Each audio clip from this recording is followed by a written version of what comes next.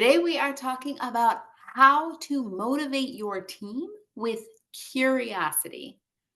And if you've been following along at all, you know that there's a little bit of a wink on that title because you can't motivate people. You can't motivate your team.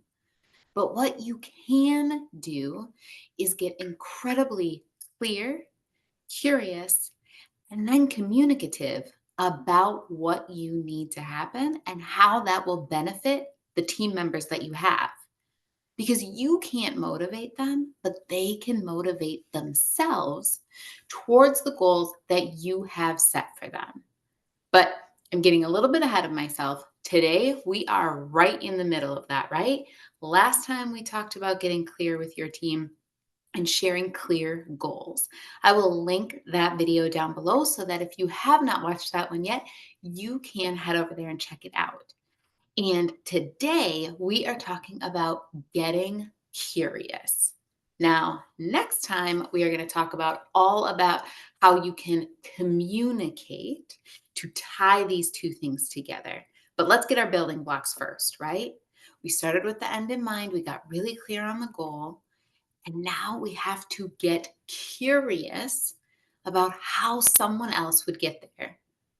Let's just revisit for a second what motivation is, okay? Motivation is the reason or reasons that someone has for acting or behaving in a particular way. So that clarity that we focused on, that was the particular way, that was the action that we wanted.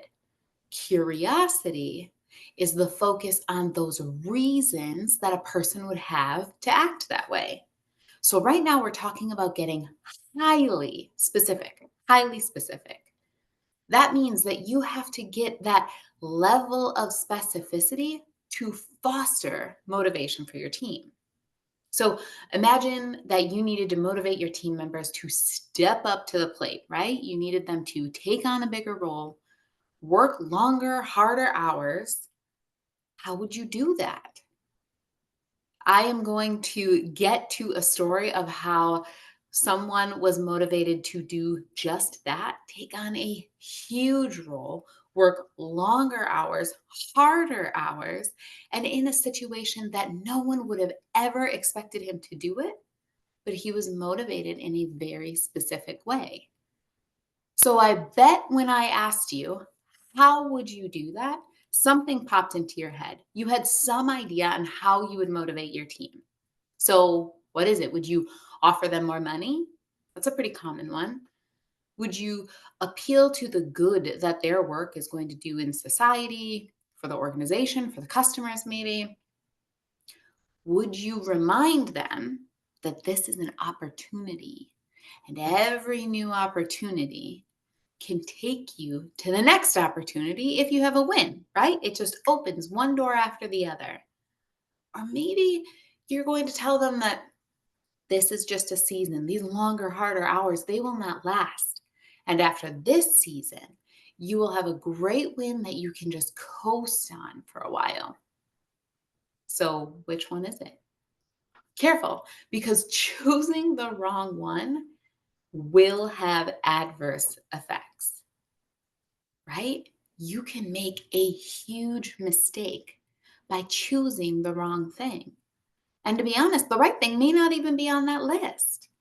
If you looked at the list of money, pride, customer care, opportunities, and rest, and you had an option of which one to go to, and you did have a typical go to option, we might have a problem. We probably do have a problem because you are very likely committing one of the biggest mistakes in trying to motivate your team. So let's walk through some of those top mistakes in motivation and see how they would apply for you. One of the very top mistakes that I see in motivation when people are trying to motivate their team is motivating based on these surface level generalizations. They say things like, well, everybody knows that a working mom would rather be home with her kids than working late. Everybody knows that. Or Isn't it obvious that a young professional is going to want opportunities? They want to be able to show off their skills. They want to be able to show off everything they're learning. Isn't that just obvious? Or if they were wealthy, they wouldn't be working. So they must want money. They must be motivated by money if they're even here to begin with. Well, if you're trying to motivate your team based on what you know about everyone in that specific demographic, I mean, to be fair, we did narrow it down to working moms, young professionals, and the like, right? If you're narrowing it down based on age, sex, socioeconomic status, any of those, you're going to lose. The only thing that everyone has in common is that their values, their background, and their situations are all unique. Let me say that again for those in the back. The only thing that everyone has in common is that their values, their background, and their situations are unique. You cannot make those overarching generalizations, even if you're doing it based on a demographic that you think you know. Which kind of leads us into number two. Let's talk about the mistake number two, and that is motivating your team based on your assumptions. People will assume that they know what will motivate their team members because they know their team so well. They think, well, I talk to them every day. I spend so much time with them. I know what they would want. And usually, what that means is I know something about their background. I know something about what makes them unique. And I know how I would behave or react or be motivated in that given situation. So then they offer that up. They put their lens over the top of somebody else's situation and they say, that must work, right? So it happens with the best of intentions, right? We are trying to go deeper. We're trying to go deeper than just those overarching generalizations. And they do connect a little bit better on a personal level, right? And yet it's still kind of lazy.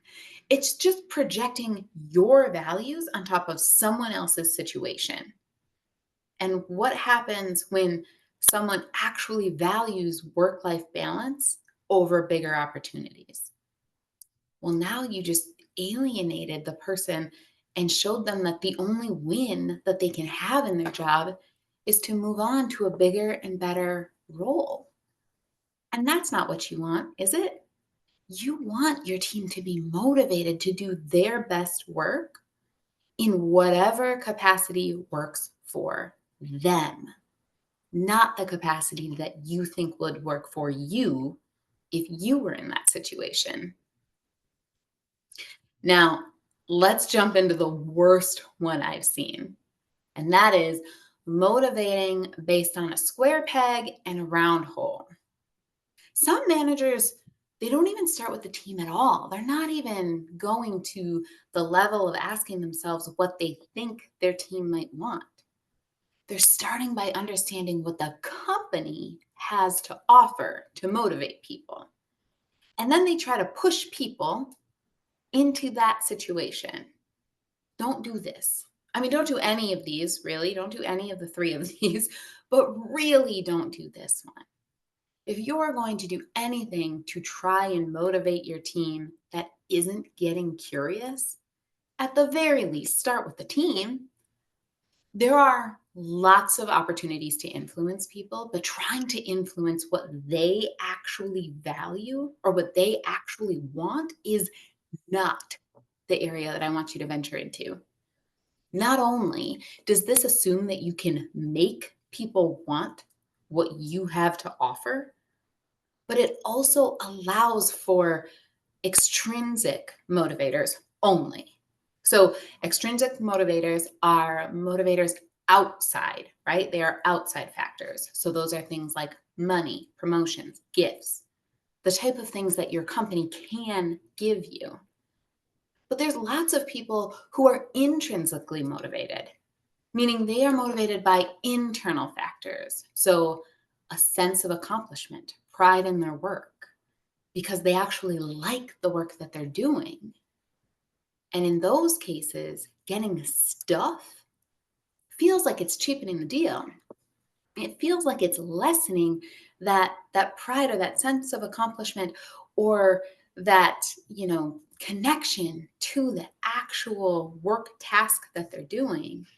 Feels like it's not as important because now you offered them a stress ball in order to motivate them towards it, or you gave them a bonus when they really feel like money isn't the thing that's supposed to make you do your best work. You have alienated that entire group of people by trying to put a square peg in a round hole. And again, that's just the intrinsically motivated people. There are all kinds of people who are extrinsically motivated. They want the stuff coming from the outside. They want all of those opportunities, the money, the promotions, the titles, all of those things. But you don't get to decide for them what it is. The only way to motivate your team is through curiosity.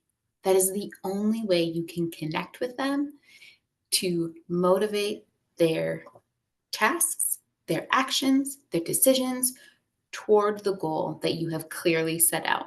Remember, go back to last week. The link is below if you need to learn more about clearly setting those goals. Rather than focusing on what you think you know, focus on what you don't know. Get curious with your team, ask them questions. Managers and supervisors often shy away from asking questions, and it actually gets worse the higher up in an organization you go. They don't want to take the time to ask the questions because it will take some time. And they don't want to accept that they may not know everything because the whole point is that you're focusing on what you don't know. But I can tell you this, it is worth it. It is worth it to take that time. It is worth it to eat your ego and realize that you don't know everything. Knowing that your star data analyst never wants to leave that role. And she only wants to go deeper into the skills that she has now, into understanding a deeper level of what it can mean to analyze data, how innovation is going to revolutionize data in the next few years, or honestly, at this point, even months. That is what she wants. Rather than offering her like a seat at the table for that big meeting where she's going to rub elbows and get the chance to meet all of those people who can open doors, you could actually offer her a Coursera certificate program, right? You could give her some sort of course or learning on how the impacts of AI are going to affect big data in the future. That would be what she wants. That's playing to the motivation that she has. So getting her to complete the project on time or set up, programs that you need to be able to communicate your decisions that are based on her data, that is how you motivate it because you understand what she wants. And then you know what? It keeps that extra seat at the table open. And you can use that as an opportunity to bring in your, I don't know, quality assurance specialist, right? If Jim really wants that seat at the table, if he really values having those connections in high places, and he wants to be able to make those connections and network, even though he's 100% remote, then by all means, open that opportunity to him without assuming that he wants to be remote, so he doesn't want to have these sort of chance interactions. Getting to know the specifics of your team will actually speed things up in the long run because you aren't wasting time trying to have that data analyst go to the meeting, and you aren't wasting time having Jim take courses that he's never going to apply. When you know what role Susie aspires to, you can start to frame every project she has as a means to get that next role or get that raise that she wants or the bonus she wants. You can frame it that way. You know what a frame does, right? If you had 100 pictures on the fridge, right? Your kids drew you all sorts of pictures and they are cluttered up all over the fridge. But you have one on there that has a frame around it, and a new person walks into your house. What is the very first thing they do? They look at that framed picture. That becomes their frame of reference, and they start to see that first and look at every other picture through that lens. That is the exact same thing that Susie or Danny or Jim or any member you have will do, because they will see how every project, every ask, every goal leads them closer to that thing that they want, because you, my friend, have framed it that way for them. Now, knowing the details does something else too. It helps you to gauge just how far someone is willing to go for what motivates them. Because, yes, we are all motivated by different things, but we all have a different level of ambition towards those things that motivate us as well. We're all motivated differently, but we're all also motivated at different levels of success within those values that we hold. And even when your motivators are similar, your results can be wildly different. I'm going to give you 2 examples, very similar motivators. At first, looking for a little bit of notoriety, and afterwards, actually getting that intrinsically motivated feeling from working toward the mission. These people are in 2 very different walks of life, 2 very different levels of ambitions and dreams and drive, but the same types of motivators. All right. So one example is me. When I was first put in charge of managing people, it wasn't because I felt this calling to lead. It wasn't because I wanted to earn more money. It wasn't because I wanted to be in charge and call the shots. It had nothing to do with any of that. The very first time that I was in a leadership role, I wanted to be a manager because I wanted people to show me respect. I was from out of town based on the area I was working in. People didn't know me very well, and I still kind of looked like I was about 14 years old. So I wasn't getting a lot of respect. I had no track record, no credibility. And there was nothing that I wanted more than for people to actually care what I had to say. It didn't even matter if we went with my idea. I just wanted them to listen to it and consider it. Now, I wanted to have that respect of having a seat at the table in that first role. And I'm not going to say that went away immediately, but fast forward 15 years, I was taking on a huge challenge. I was going to be leading a full department. And I wanted that role not because I felt like I needed the respect. People did know and respect me already. That wasn't why I needed that role.